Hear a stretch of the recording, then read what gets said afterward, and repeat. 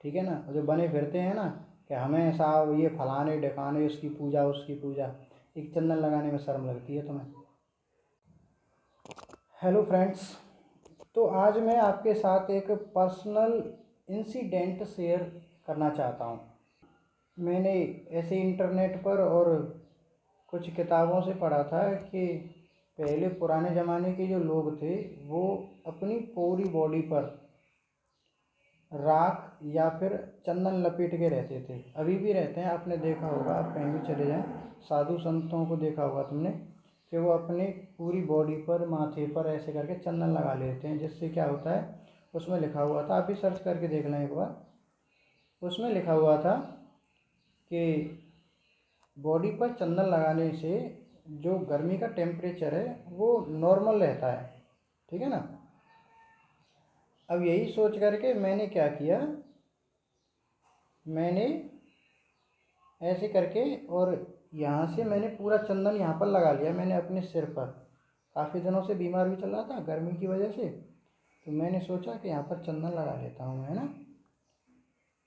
अब मैं रहता हूँ भाई गांव में। अब तुम गांव के लोगों को तो जानते ही हो, कुछ भी नया दिख जाए भाई साहब, मजाक का पात्र पहले बना लेते हैं।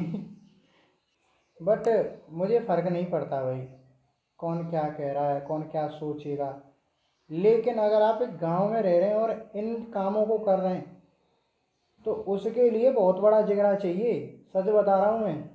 अगर तुम्हें विश्वास नहीं है तो करके देख लेना, दिमाग की हड्डी हट जाती है ये बात सोचने में भी कि मैं ऐसे करके माथे पर चंदन लपेट के जाऊँगा तो कौन क्या कहेगा, क्या समझेगा। ठीक है, दिमाग में ही मर जाते हैं विचार। बट अब अपने आप में इतना कॉन्फिडेंस आ गया है, घंटा फर्क नहीं पड़ता कौन क्या बोलेगा।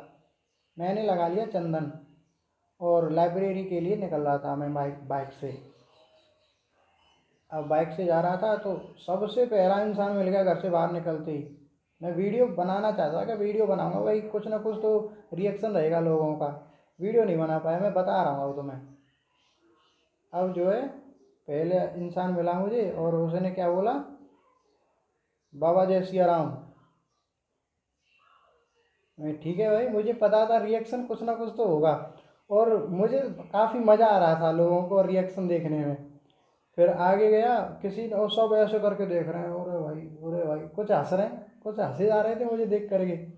शाम को लौट के आया तो हमारे बगल में एक अंकल जी रहते हैं, है ना, बाबा लगते हैं वो हमारे। बाबा जी नहीं है, बाबा लगते हैं वो, बाबा कहते हैं। वो कह रहे हैं कि और व्यास जी।